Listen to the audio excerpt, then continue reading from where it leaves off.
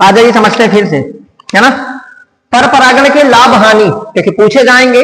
अगर आपने स्वपरागण के लाभ हानि और स्वपरागण के लाभ हानि यदि आपने पढ़ा है तो पर परागण आप अपने आप बना सकते हो। बस करना क्या है, जो स्वपरागण का लाभ होता है वो पर परागण की हानि होती है, बट उल्टा। अभी मैं समझा रहा हूं, पहले समझ लीजिए, उसके बाद मैं आपको थोड़ा सा अंतर करके सिखा देता हूं। अब जीवन भर नहीं भूलेंगे स्वपरागण के लाभ हानि। पहले समझेंगे स्वपरागण के लाभ क्या होते हैं, दूसरा आप समझिएगा स्वपरागण की क्या हानि। परपरागण है ना। स्वपरागण की क्या हानि होती है, स्वपरागण से क्या फायदा होता है। तो पहली फायदा परपरागण, स्वपरागण जैसे लगता दिमाग में बैठा पड़ा है ना। परपरागण का क्या लाभ होता है, पहला लाभ समझिए कि उत्पादकता अधिक होती है। उत्पादकता अधिक का मतलब क्या होगा, क्योंकि उस जीव के अंदर उत्पादन क्षमता क्या हो जाएगी, बढ़ जाएगी। क्योंकि अलग अलग जीवों, भाई एक पौधा दूसरी जगह पे होगा, दूसरे वातावरण का होगा, उसका परागकण जब उसके ऊपर आएगा तो जो पौधा होगा वो क्या होगा, उसमें उत्पादक क्षमता क्या हो जाएगी, बढ़ जाएगी। दूसरा क्या फायदा होगा, है ना, संकर पौधा प्राप्त होगा। संकर पौधे की प्राप्ति, संकर पौधा मतलब है ना, संकर पौधे की प्राप्ति या संकर पौधे की प्राप्ति होगी। संकर पौधा जिसको आप अंग्रेजी में क्या कहते हैं, हाइब्रिड कहते हैं, उसकी प्राप्ति होगी। और हाइब्रिड पौधा जो होता है वो क्या होता है, वो वह पौधा जो दो अलग अलग लक्षण वाले या वह जीव दो जिसके अंदर दो अलग अलग जीवों के लक्षण पाए जाते हैं, उसे हम संकर कहते हैं। जो संकर पौधा आपके घर लगाते हैं आप, उसमें दो जीवों के लक्षण होते हैं, दो अलग अलग पौधे के लक्षण। जैसे मान लीजिए फॉर एग्जांपल समझ लीजिए, आपके पास कोई पेड़ है, कोई मान लीजिए टमाटर है, उसमें क्या होते हैं 16 फल लगते हैं, या मैं कह रहा हूं 5 फल लगते हैं, लेकिन पांचों के पांचों क्या हो जाते हैं, समय जब परिपक्व होने का समय आता है, जब पकने का समय आता है, वो खराब हो जाते हैं, सड़ जाते हैं। वहीं बगल में एक ऐसा टमाटर है जिसके अंदर एक ही फल लगता है और वो उसी पेड़ पे ही पक जाता है। तो यानी कि इन दोनों के दोनों टमाटर ही है, लेकिन इन दोनों में अंतर क्या है, एक टमाटर के अंदर ऐसा क्या है कि उसका जो बीज है, उसका जो फल है वो सड़ जा रहा है, और एक टमाटर के पास ऐसा क्या है जिसके पास एक ही फल है लेकिन वो परिपक्व हो जा रहा है। तो क्या करेंगे हम, उसके जीन की पहचान करेंगे।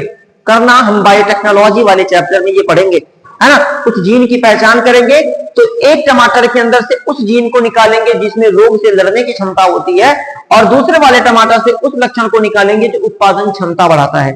तो एक टमाटर के अंदर 16 टमाटर, एक टमाटर के पेड़ के अंदर 16 टमाटर के पेड़ लग रहे थे, फल लग रहे थे, और एक के अंदर एक लग रहा था, लेकिन उसमें रोग से लड़ने की क्षमता थी। तो एक टमाटर से रोग से लड़ने की क्षमता ले लेंगे और दूसरे से उत्पादन क्षमता ले लेंगे, दोनों को मिलाएंगे तो जो नया वाला पेड़ बनेगा उसमें उत्पादन क्षमता भी ज्यादा होगी और रोगों से लड़ने की क्षमता भी ज्यादा होगी। इस पौधे को हम क्या बोलते हैं, संकर पौधा। इसीलिए जब आप गेहूं बोते हैं या धान लाते तो आप कहते हैं ना, नया वाला बीज लाओ। नए बीज का मतलब क्या है, उसके अंदर संशोधन किया गया है, उसके डीएनए में परिवर्तन किया गया है।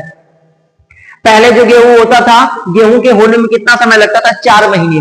धान के होने में कितना समय लगता था, 4 महीने। अब उसके अंदर ये वाला लक्षण हम बदल सकते हैं, उसके परिपक्वन काल को बदला जा सकता है संकरण द्वारा।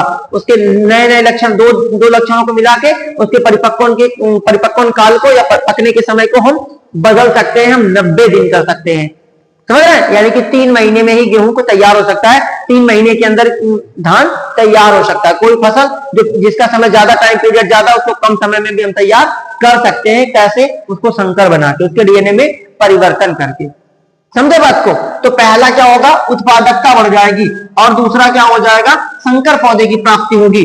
तीसरा क्या होगा भैया, जब हम पौधे के डीएनए में परिवर्तन करेंगे तो क्या बढ़ जाएगी, रोग प्रतिरोधकता बढ़ जाएगी।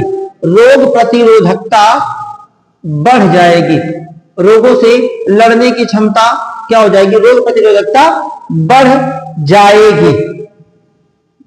आगे क्या हो सकता है, परिपक्वन काल कम हो सकता है। ये किसान को यही चाहिए, एक किसान को परिपक्वन काल कम हो सकता है। कैसे, देखो भाई किसान को क्या फायदा होगा। अब अगर आप चले जाओ पश्चिम बंगाल, अब बंगाल जाओगे तो वहां धान को काटने के बाद फिर धान बो दिया जाता है। अब सोचो, नॉर्मली समझिए, आप बेसिक कॉन्सेप्ट समझिए कि भैया एक धान को होने में 3 महीने का समय लगता है, 4 महीने का लगता है। अगर हम उसमें चेंजेस करके 2 महीना कर दें, अगर हम उसके डीएनए में परिवर्तन करके धान का परिपक्वन काल 2 महीने कर दें, तो यानी कि एक ही सीजन में हम कितनी बार धान बो सकते हैं? 2 बार बो सकते हैं, क्योंकि 4 महीने का एक टाइम पीरियड होता है, तो हम उसको 2-2 महीने के कर देंगे तो 2 बार हम धान बो सकते हैं। तो कम समय में 2 बार गेहूं बोएंगे, धान बोएंगे तो ज्यादा से ज्यादा उत्पादन होगा, फिर हरित क्रांति हो सकती है। समझ आया ना? तो परिपक्वन काल को भी क्या किया जा सकता है? कम किया जा सकता है। बीजों की संख्या ज्यादा हो सकती है, तो उत्पादन लिख दिया तो इसको नहीं लिखूंगा, है ना। फल लिख सकते हैं, फल ज्यादा व मजबूत बनेंगे, मजबूत बनेंगे, यानी कि जो फल बनेंगे वो भी बहुत ज्यादा फल लगेंगे, और फल लगेंगे तो क्या होगा भाई? फल ज्यादा लगेंगे तो जो बीज होगा उसके अंदर, है ना, वो मजबूत होगा। आगे क्या हो सकता है? सूखा, है ना, सूखा, वर्षा, लवणता आदि से क्या हो सकते हैं? आदि से लड़ सकते हैं। आपने अपने बचपन में देखा होगा, अभी तो फसलें डेवलप्ड हैं, पहले क्या होता था कि अगर गेहूं में ज्यादा पानी लग जाता था तो गेहूं सड़ जाता था। धान को अगर पानी नहीं मिलता था, कहा जाता है कि धान के खेत में दरार नहीं पड़ना चाहिए। अगर धान के खेत में दरार पड़ गया तो वो धान का विकास रुक जाता है। लेकिन आज दरार भी पड़ता है और गेहूं में क्या होता है? गेहूं में पानी भी ज्यादा लगता है, लेकिन फिर भी गेहूं खराब नहीं होता, क्योंकि उसके डीएनए में परिवर्तन किया गया है कि अगर सूखा भी पड़ जाए तो फसल खराब ना हो, ज्यादा बारिश हो जाए तो भी खराब ना हो, मिट्टी में नमक की मात्रा भी ज्यादा हो जाए, है ना, तब भी क्या बंजर भूमि है उसमें भी कुछ फसलों को उगाया जा सकता है। हालांकि मदार अगर आपके खेत में हो रहा है, पार्थेनियम घास अगर आपके खेत में हो रही है, तो ये इस बात का सबूत है कि आपका खेत धीरे धीरे क्या हो रहा है? बंजर हो रहा है। और हर साल 20% खेत केवल यूरिया के इस्तेमाल से बंजर होते जा रहे हैं। हम इतना ज्यादा यूरिया का इस्तेमाल कर रहे हैं, इतना ज्यादा इस्तेमाल कर रहे हैं कि हमारी फसलें क्या हो रही है? खराब होती चली जा रही है। समझ में आगे बातें? एक और समझ जाइएगा, जीवन संघर्ष की अपार क्षमता। ये मैं आपको आगे पढ़ाऊंगा, जीवन संघर्ष क्या होता है, फिलहाल मैं बता दूंगा जरा सा। जीवन संघर्ष की अपार क्षमता, अपार क्षमता विकसित होती है, विकसित होती है। कहेंगे सर जीवन संघर्ष आपके, है ना, हो सकता है आपके स्टूडेंट लाइफ में पहली बार आया हो। जीवन संघर्ष, जीवन जीने के लिए आप जो कुछ भी करते हो उसे क्या कहते हैं? जीवन संघर्ष कहते हैं। अभी आप पढ़ रहे हो, आप क्यों पढ़ रहे हो? ताकि भैया आपको नौकरी मिल जाए, आप कोई अच्छा, आज आप डॉक्टर बन जाए, आपको कोई अच्छा प्रोफेशनल, कुछ जो कुछ भी बनना आप चाहते हो, एक अच्छी सी नौकरी हो जाए, अच्छा सा खान पान रहे, ताकि हम सबसे अच्छे से जिए। मतलब हमारे आसपास बहुत लोग होंगे, उनसे बढ़िया हमारी जीवन शैली होगी, है ना। तो आप क्या कर रहे हो? जीवन संघर्ष, जिंदा रहने के लिए जो कुछ भी काम करते हैं उसे हम क्या बोलते हैं? जीवन संघर्ष बोलते हैं। जीवन संघर्ष 2 तरीके का होता है। अब बातें आ गई तो बता दे रहा हूं। एक होता है भाई मेरे सजातीय, एक सजातीय जीवन संघर्ष होता है, एक होता है विजातीय, विजातीय जीवन संघर्ष। कहेंगे सर सजातीय जीवन संघर्ष, सजाति समान जाति, एक ही जाति के सदस्यों के बीच पाया जाने वाला संघर्ष क्या कहलाता है? सजातीय जीवन संघर्ष कहलाता है। जैसे एग्जांपल समझो, एक पुलिस का फॉर्म आएगा, एक नौकरी, एक सीट का फॉर्म आएगा, है ना। एक मान लीजिए कोई जॉब आ गई, मान लीजिए इसी इंस्टीट्यूट में, इसी कोचिंग पे एक टीचर की जरूरत है। अब हमने अगर इश्तेहार निकलवा दिया, पेपर में छपवा दिया कि भाई एक टीचर की जरूरत है, या किसी सब्जेक्ट की एक टीचर की जरूरत है, तो उसको उसके लिए कितने लोग फॉर्म देंगे? मैं कह रहा हूं अगर 100 लोग देंगे तो नौकरी किसको मिलेगी? एक को मिलेगी ना। तो जो 99 है वो क्या है? वो भी तो संघर्ष कर रहे थे ना नौकरी पाने के लिए। तो जब एक ही जाति के जीवों के बीच संघर्ष होता है उसे क्या बोलते हैं? सजातीय संघर्ष। दूसरा होता है विजातीय, अलग अलग जाति। समझो एक पोखरा है, उसमें मगरमच्छ रहता है, तो मगरमच्छ जिस पोखरे में रहता है वो पोखरा समझ लीजिए मगरमच्छ का है।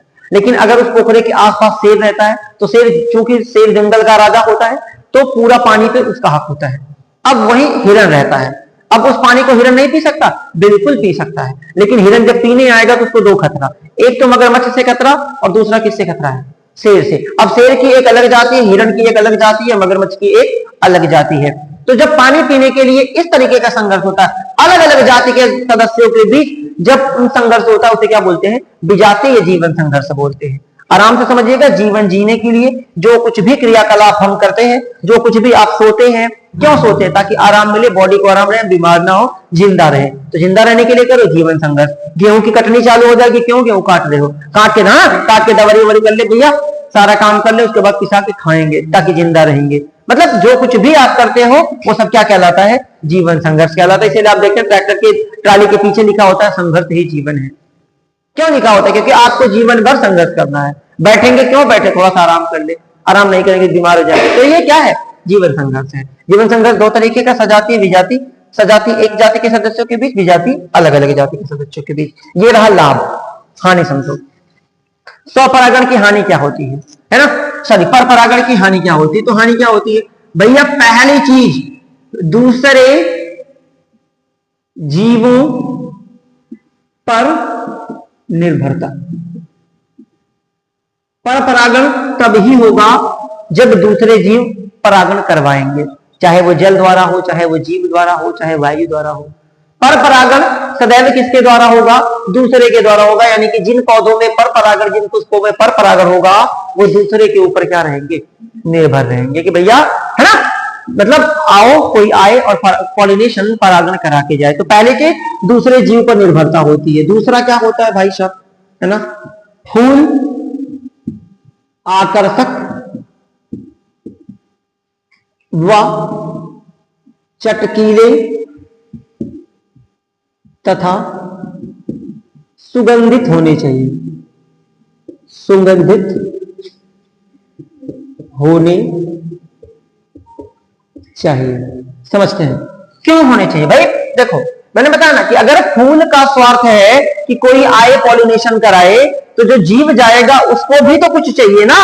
फूल के पास कोई क्यों जाएगा? या तो वो देखने में अच्छा लगे, या तो है ना उसकी बनावट अच्छी हो, या फिर वो महक रहा हो, या उसके पास कुछ खाने का हो, इसलिए जो जीव है उसके पास जाएंगे। और ये करने के लिए पौधे को क्या करना पड़ेगा, है ना? अगर सुगंध उत्पन्न करना है तो पौधे को एनर्जी वेस्ट करनी पड़ेगी, तो इससे पौधे को क्या होगा? नुकसान होगा।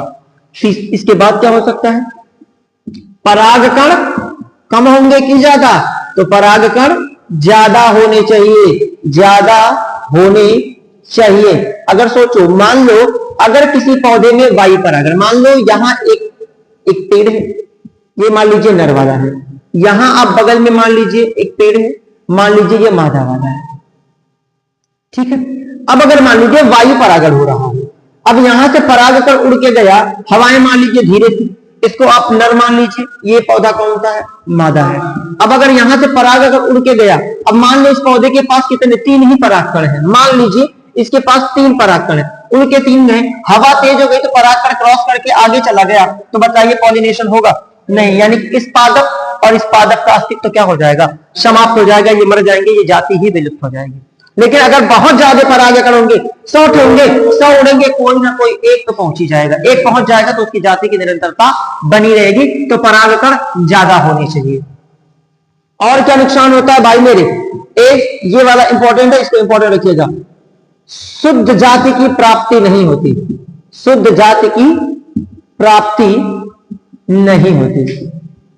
कहेंगे सर शुद्ध जाति की मतलब? भाई अगर सोचो, अगर जैसे फॉर एग्जांपल समझो, अगर ये लाल वाला गुलाब का, अगर ये लाल गुलाब का कोई फूल है, उसकी शादी किससे होगी? लाल वाले से होगी, तो जो संतान आएगी वो कैसी होगी? लाल होगी। लेकिन अगर यही लाल के साथ अगर हमने यहाँ सफेद कर दिया तो संतान कैसी हो जाएगी? तो यहाँ ये तो लाल पहले था, अभी संतान जो अगर इससे कर देंगे तो संतान कैसी हो जाएगी बेटा? संतान हो जाएगी गुलाबी। अब पापा कैसे थे? लाल, मम्मी कैसी थी? सफेद, संतान कैसी हो गई? गुलाबी। तो ना तो इसको इसका लक्षण मिला, ना तो इसका लक्षण मिला, यानी कि शुद्ध जाति की प्राप्ति नहीं होगी। समझ रहे मेरी बात को? तो अब देखो, अगर यही मैं आपको एक चीज और समझाना चाहूं, थोड़ा सा 1 मिनट, है ना? चलिए देखो, अब अगर मैं ही एक चीज आपको समझाऊं, यही लगे या समझो, परपरागण के लाभ हानि तुमने समझ लिया। अगर यही मैं आपको याद करवाना चाहूं स्वपरागण परपरागण में अंतर, जो कि पूछा जाता है, तो देखो इसी का उल्टा करो। जो स्वपरागण का लाभ है, जो परपरागण का लाभ है, ये क्या होगा? ये हानि होगा किसका? ये हानि स्वपरागण की ये हानि हो जाएगी। यही क्रिएट करना सीखिए। लेकिन क्या होगा, उसका उल्टा होगा, विपरीत होगा। चलिए समझते हैं। स्वपरागण का हानि क्या होती है? तो पहले देखो, उत्पादकता अधिक, पर परागण में उत्पादकता अधिक होती है। अब इसका हानि हो जाएगा। हानि क्या होगा, इसमें उत्पादकता क्या हो जाएगी, कम हो जाएगी। अगर ये पर परागण का, अगर ये देखो ये स्वपरागण हो जाता, अगर ये स्वपरागण की हानि होती तो स्वपरागण की पहली हानि क्या होती है? स्वपरागण की पहली हानि क्या होती है? तो उत्पादकता क्या हो जाएगी, कम। मैं ये ब्लैक वाले मार्कर से जो लिख रहा हूं ये स्वपरागण का हानि, स्वपरागण की हानि। जो उसका जो स्वपरागण का, जो पर परागण का लाभ है वह स्वपरागण की हानि है। जो पर परागण की हानि है वह स्वपरागण का लाभ है, लेकिन उसका उल्टा होगा। बस इस बात को याद रखिएगा। यहां आ जाइए। संकर पौधे की प्राप्ति होगी तो स्वपरागण में संकर पौधे की प्राप्ति नहीं होगी, है ना, वो उसकी हानि हो जाएगी। आगे, रोग प्रतिरोधकता क्षमता क्या हो जाएगी, यहां क्या होगा, बढ़ जाएगी। तो अगर हम यही स्वपरागण की बात करें तो क्या हो जाएगी, कम हो जाएगी। अगर यहां देखो, परिपक्वन काल कम हो जाएगा, अगर यही स्वपरागण की बात करें तो क्या हो जाएगा, अधिक हो जाएगा। ब्लैक वाला मैं दोनों एक साथ आपको समझाने के लिए, आप कहेंगे तो मैं मिटा दूंगा, लेकिन आप पहले उसको देख लीजिएगा, उसके बाद तब ये लिखिएगा। जो ब्लैक मार्कर से मैंने लिखा होगा ये सारे ये स्वपरागण की हानियां हैं। आगे देखिए, फल ज्यादा व मजबूत होंगे तो यहाँ क्या होंगे, फल जहां ज्यादा होगा यहाँ फल क्या हो जाएंगे, कम, और जहां मजबूत है यहाँ क्या हो जाएंगे, कमजोर होंगे। आगे चलो, सूखा, वर्षा, लवणता आदि से लड़ सकते हैं, तो जब स्वपरागण होगा तो नहीं लड़ सकते। समझ रहे?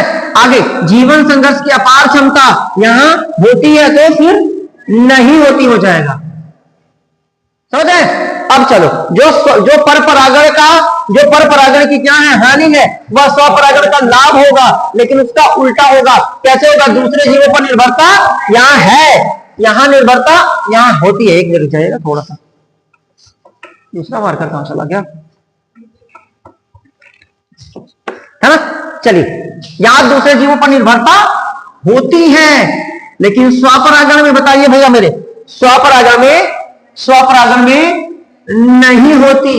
स्वपरागण में दूसरे जीव पर निर्भरता नहीं होती, क्योंकि उसी पुष्प का परागकण उसी पुष्प के वर्तिकाग्र पर जाता है तो नहीं होती। यहाँ फूल आकर्षक, चटकीले व सुगंधित होने चाहिए, लेकिन अगर ये स्वपरागण होगा तो नहीं होने चाहिए, जरूरत ही नहीं है, क्योंकि वो किसी दूसरे जीव को बुलाता ही नहीं।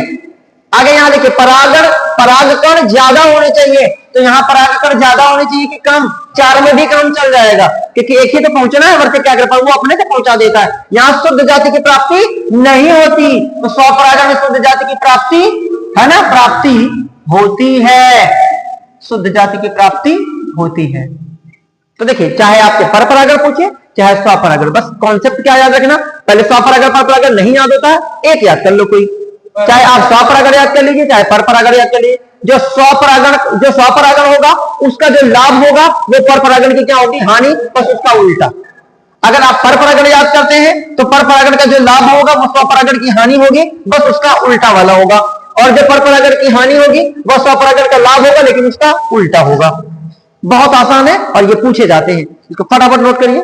देखते हैं अगला टॉपिक क्या बचा है।